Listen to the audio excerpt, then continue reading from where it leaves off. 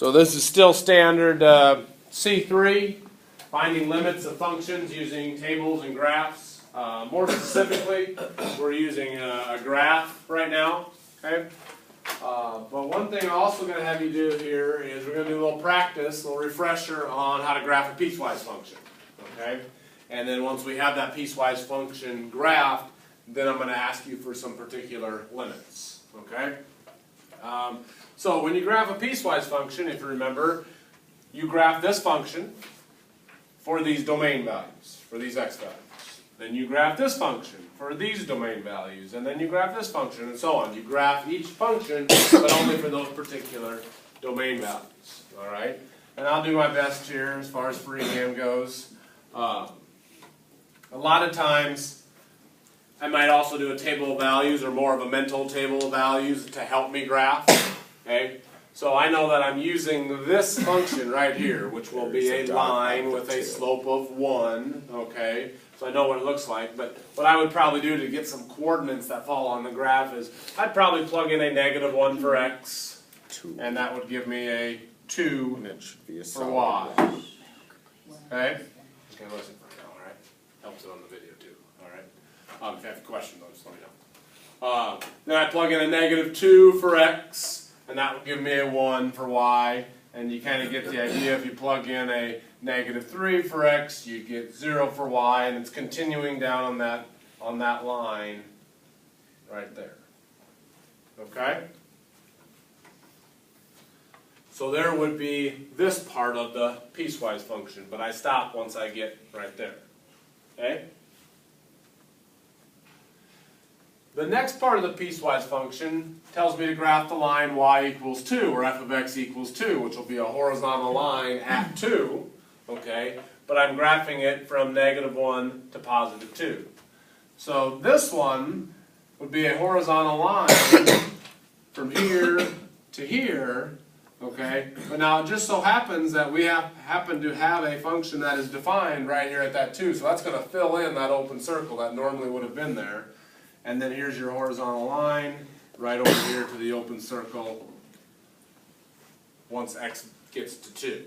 Open because it's not equal to? Open because f of x is not equal to 2 at 2, but everything right up until I get to 2. Okay? Had this graph not gone to that specific spot, we would have had another open circle right there. Okay, so like let's say this was shifted up a little bit and you had a line here to a closed circle, then you would have had an open circle to an open circle down there. Yeah. Okay. Alright, so that's that. And then I get the last one graphed. Okay. -x² plus 4 for x values greater than or equal to 2. If I plug in a 2 for x, 2 squared is 4, -4 plus 4, that gives me 0. So when x is 2, y is 0. When I plug in 3, 3 squared 9, -9, -9 plus 4 is -5. So 3, -5. Know that this would normally be a parabola, an upside down parabola.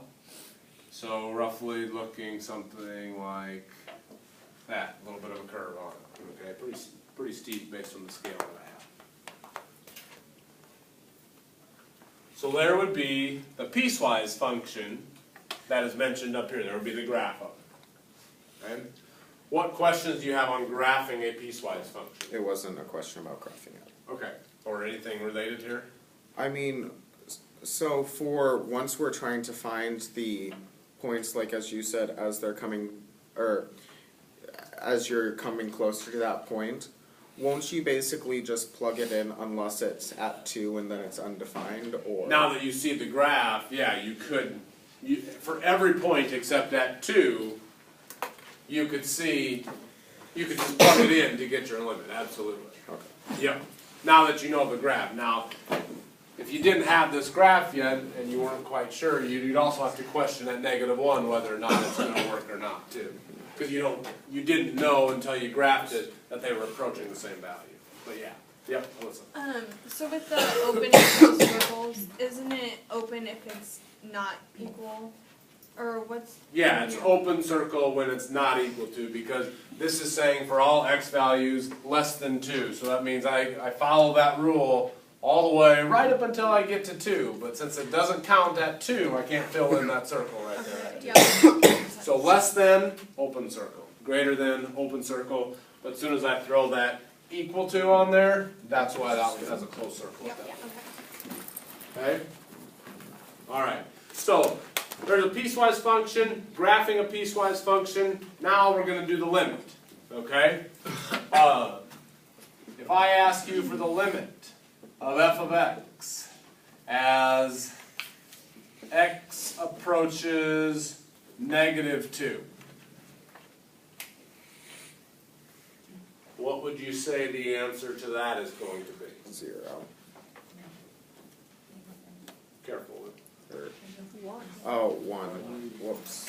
That was -3 that I said. So as my x values get closer and closer and closer to -2, the value of the function, or the y value in other words, looks as though it's approaching 1. Okay?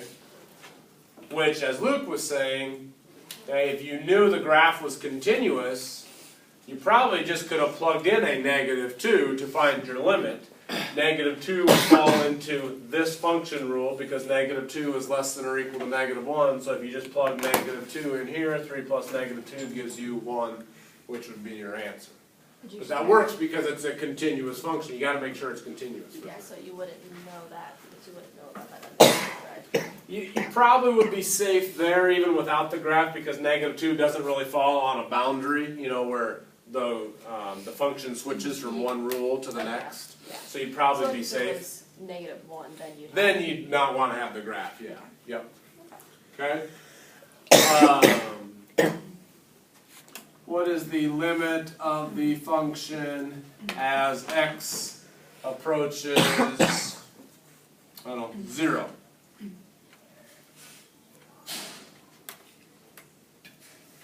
Two? Okay. Here's where x is 0, the limit as we approach, that would be 2. Okay?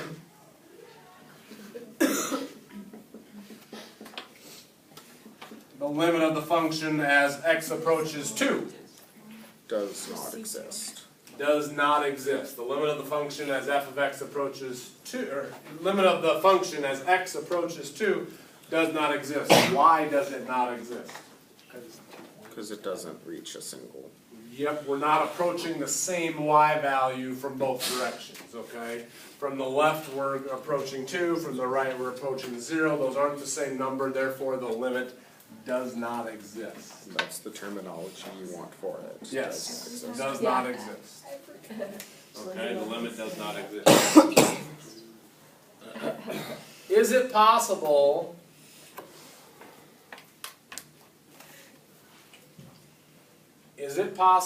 for a function to have a limit but not an actual value at that limit? Yeah.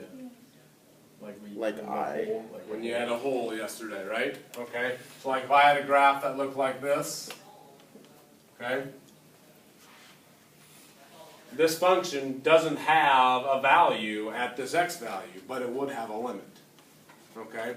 Even if at this value we assigned it a different value, so like let's say the graph looks something like this, okay?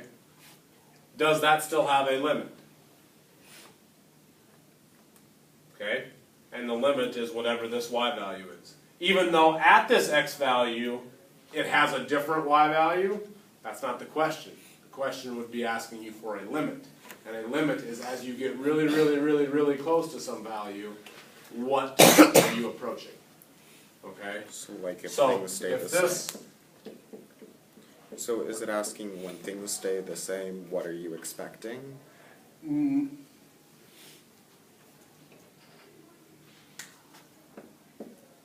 I'm not quite following you there. Okay. Like for instance, what is the limit of this function as x approaches 3? 5. 5. The limit of that function as x approaches 3 is 5. But what is the value of the function actually at 3? 10. 10. Okay. So that's possible. The function's value at 3 could be a different number, even though the limit of this function as x approaches 3 can be something different. Okay? My main reason for pointing that out is because I really want you to understand, okay, the limit is what the function's value is as you get really, really, really close to that number. Not what it is at that number. Sometimes they're the same thing, I would agree. Like anytime it's continuous, it's the same thing. Sometimes it's not. So don't just get in the habit of thinking, well, I need to know the value of the function at that particular x value. That's not necessarily always the case. Okay? So, graphing piecewise, finding limits. As long as I have this one up there, I'm going to add a little bit to it. There's also, you're going to see sometimes one-sided limits. Okay? One-sided limits. And all those are, really pretty simple, is I'm going to ask you for the limit as x approaches a particular value only from one side, either from the right or from the left. Then it doesn't have to meet both requirements. It doesn't have to come to the same value. So like for that example, if it's coming from the left, it would be 0 for 2, and coming from the right, it would be 2.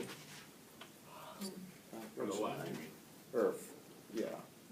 Here's what it would look like. Okay. We know the limit of this function as x approaches 2 does not exist. Okay.